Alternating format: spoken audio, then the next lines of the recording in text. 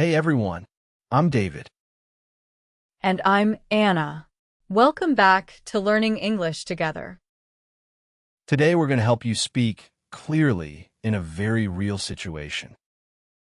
We will practice what to say when you need to return an online order in English.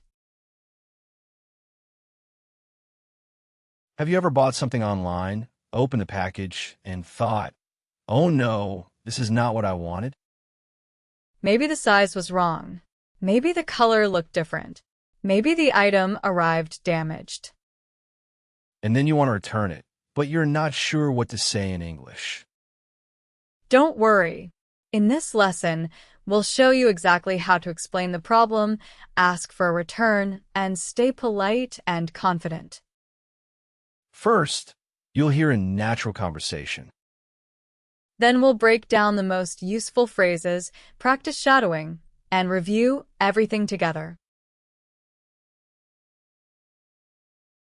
Hi, I need some help with an online order. Of course. What seems to be the problem? I received the package this morning, but the item is not the right size. I'm sorry to hear that. Did you receive a different size from the one you ordered? Yes, I ordered a medium, but they sent me a small. I see.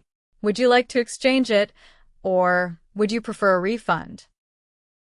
I think I would prefer a refund. No problem. Is the item unused and still in its original packaging? Yes, I only opened the package to check the label. I haven't used it. That's helpful.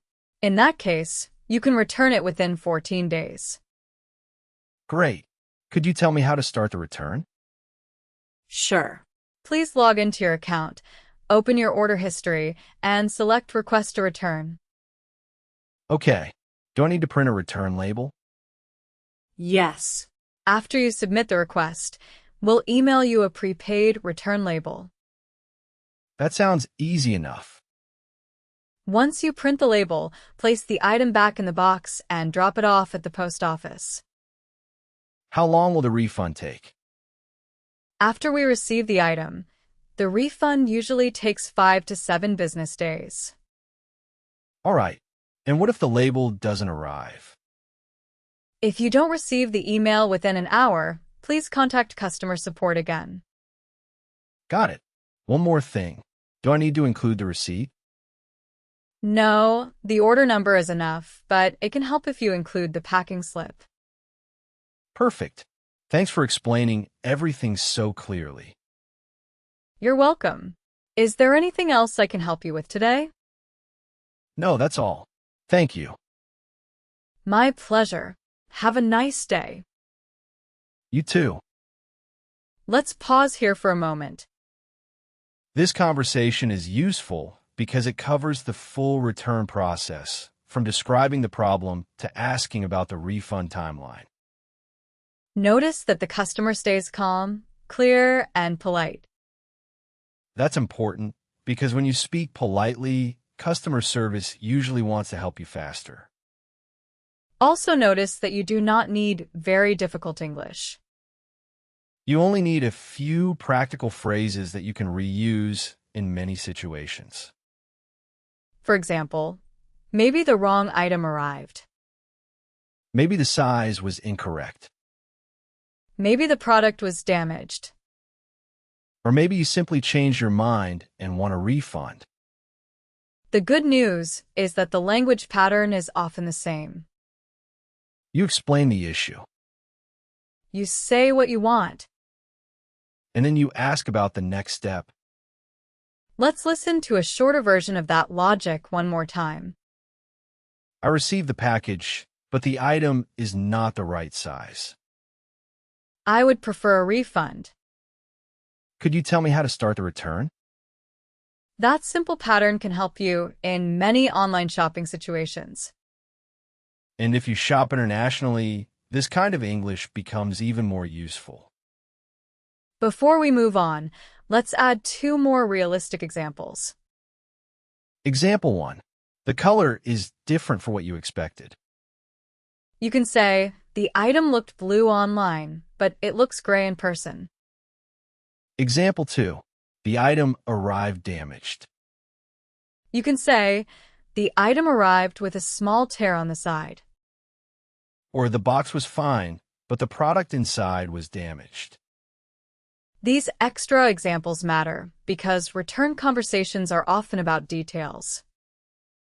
And the more specific you are, the easier it is for customer service to help you. Specific details also help you sound more confident. You're not complaining emotionally. You're describing the situation clearly. That style of speaking works well in almost any customer service conversation. It keeps the conversation smooth, focused, and easy to follow. Let's look at the key phrases from this lesson. We're going to focus on 5 phrases that you can use right away. Phrase number 1 is, I need some help with an online order. This is a very useful opening line. You can use it when you contact customer service by phone, by chat, or in person at a service desk. It sounds polite, natural, and clear. Instead of jumping directly into the complaint, you first say that you need help. That creates a softer and friendlier tone. For example, you can say, I need some help with an online order. The item arrived late. Or, I need some help with an online order. I want to return this jacket. Phrase number 2 is, the item is not the right size. This is perfect for clothing, shoes, or anything with size options. You are not saying this is bad. You are saying exactly what the problem is. Specific English is better than emotional English. You can also change the last word. For example, the item is not the right color. The item is not the right model. The item is not the right one. If you want to sound even more complete, you can say, the item is not the right size for me. Phrase number 3 is, I would prefer a refund. This phrase is important because it clearly tells the company what you want.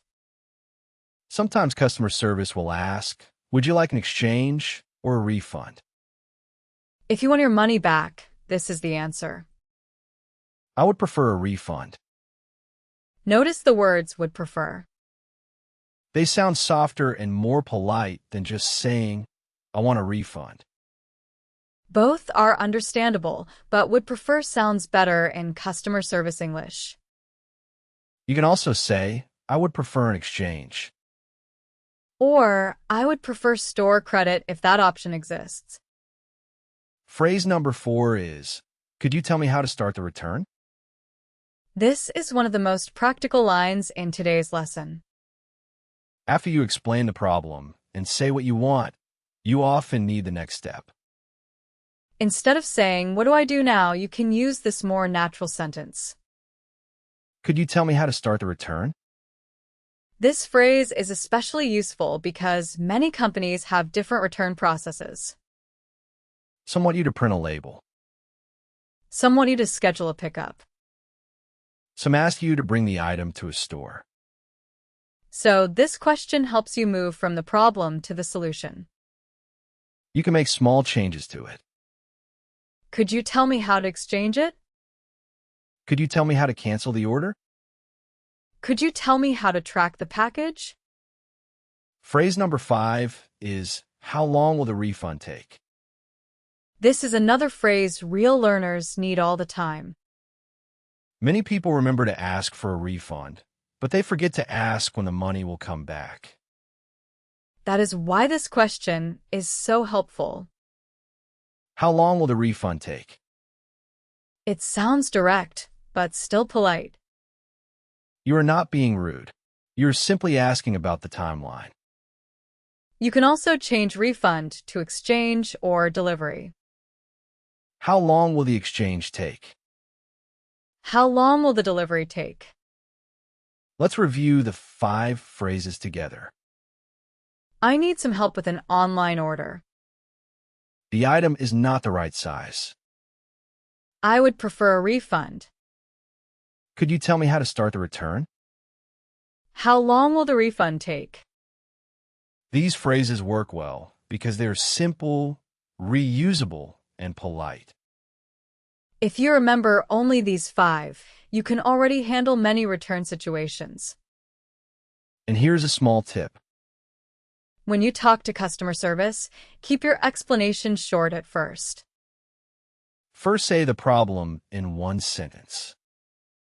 Then say what you want. Then ask for the next step. That order makes your English easier to understand. It also makes you sound calm and confident. Let's practice that simple structure with 3 mini examples. Number 1. I received the wrong item. I would prefer a refund. Could you tell me how to start the return? Number 2. The item arrived damaged. I would prefer an exchange. Could you tell me what I should do next? Number 3. The size is too small for me. I would prefer a refund. How long will the refund take? These are not long sentences, but they do a lot of work. They explain the issue, express the request, and move the conversation forward. That is exactly what practical English should do. And remember, you do not have to tell the whole story at once. Start with the most important detail first. Then answer extra questions only if the other person asks. That makes your English sound clearer and less stressful. Now it's your turn. Listen and repeat. I need some help with an online order. The item is not the right size. I ordered a medium, but they sent me a small. I would prefer a refund. Could you tell me how to start the return? Do I need to print a return label? How long will the refund take? I haven't used it. The order number is enough. If you don't receive the email, contact customer support again. Great job. Let's do a few more with a natural rhythm. I need some help with an online order. The item is not the right size. I would prefer a refund. Could you tell me how to start the return? How long will the refund take?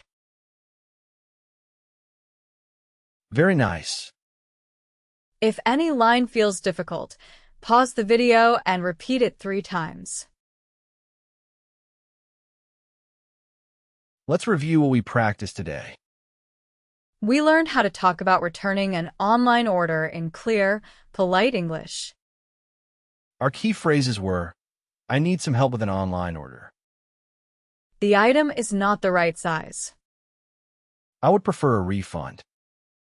Could you tell me how to start the return? And, how long will the refund take? Remember the simple speaking pattern. First, explain the problem. Second, say what you want. Third, ask about the next step or the timeline. If you follow that pattern, your English will sound organized and natural. Here's your small practice task for today. Imagine you received the wrong item. Say the 5 key phrases out loud, one time now. Then later today, try to make your own short return conversation. You can change the size problem to a color problem, a damaged item, or a missing item. The more you personalize the phrases, the easier they are to remember. And don't worry about speaking perfect English. Clear and polite English is enough. That's what helps you in real life. If you want extra practice, try recording yourself saying today's 5 key phrases. Then listen again and check your rhythm, your pronunciation, and your confidence. Small daily practice really works. Even 5 minutes can help you speak more naturally next time. And next time you receive the wrong item, you won't freeze. You'll know what to say step by step. Thanks for practicing with us today. If this lesson helped you, keep listening and repeat the key phrases again tomorrow. We'll see you in the next lesson. Bye. Bye.